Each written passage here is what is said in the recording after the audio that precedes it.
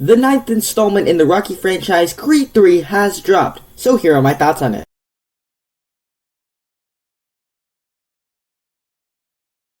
Hi, my name is Nathan. I talk about a bunch of movies on this channel. If you're new here, down below in the comment section, share what you thought of Creed 3. I would love to hear all of that down below in the comment section. Click that like button, be sure to subscribe. It really does help a lot if you do subscribe. And with that said, let's just get started talking about the good. And when it comes to Creed 3, despite all of the tweets that Stallone has put out about how he's not going to watch the movie, how the producers stole the franchise from him, and so this is going to be a horrible monster of a film, I think this is another great addition to the Rocky Creed franchise. And if you don't know, going into 2023, this is actually my most anticipated film of the year. And I think it absolutely pays off for all of my personal excitement for this film. And what I really liked about it was I explored the backstory, all the things that troubled Adonis. And so it explores that using like these flashbacks in the film. And I think that absolutely works. And it has a different vibe from the other Rocky movies. Because it's more complex, it's more serious, and I just think that, because it's about Adonis and somebody from his past,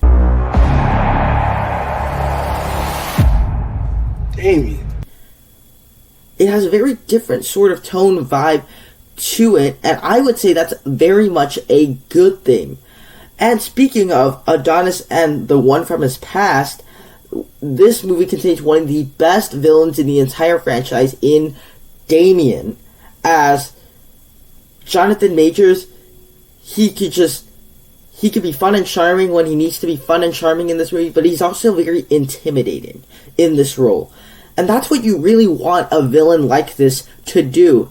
And he kind of came out of nowhere, and now he's playing a villain in an MCU movie and being the big bad of this next section of MCU movies. And I think he also does really good in this movie.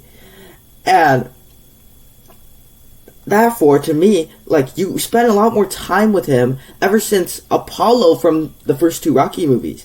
You spend a lot more time with Damien than the rest of these villains. And what I really enjoyed about the storytelling here was that, it's less straightforward than the other Rocky movies. It's more complex. Some of that is related to our villain in this film, where, for example, Ivan Drago, bad guy. Clubber Lang, bad guy. It's all just right there.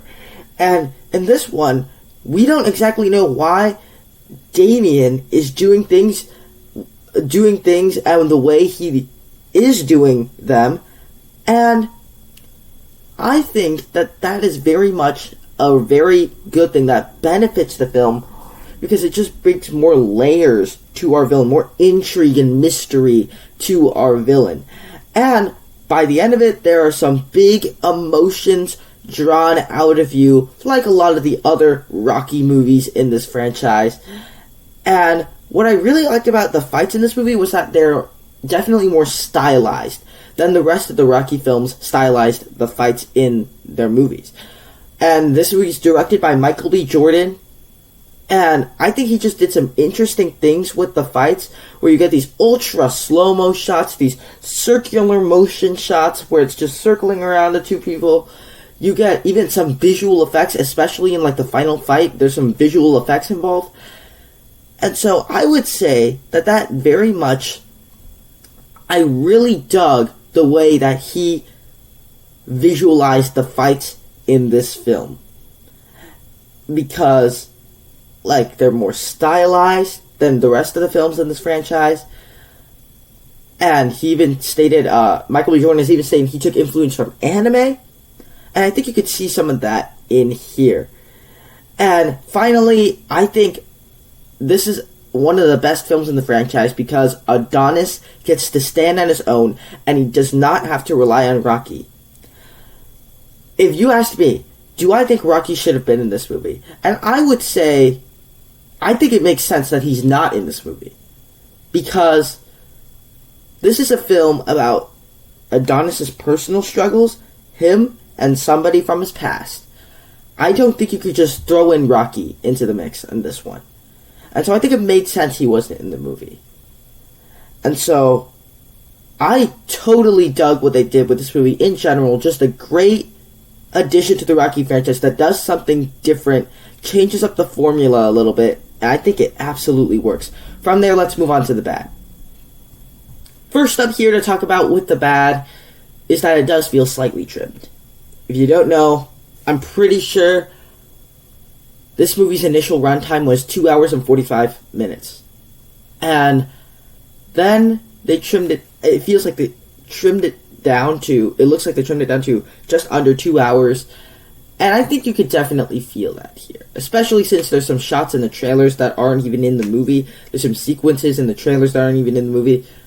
That's a minor nitpick. I still think the movie is great as is. Second one here, I think some returning characters are a bit underutilized.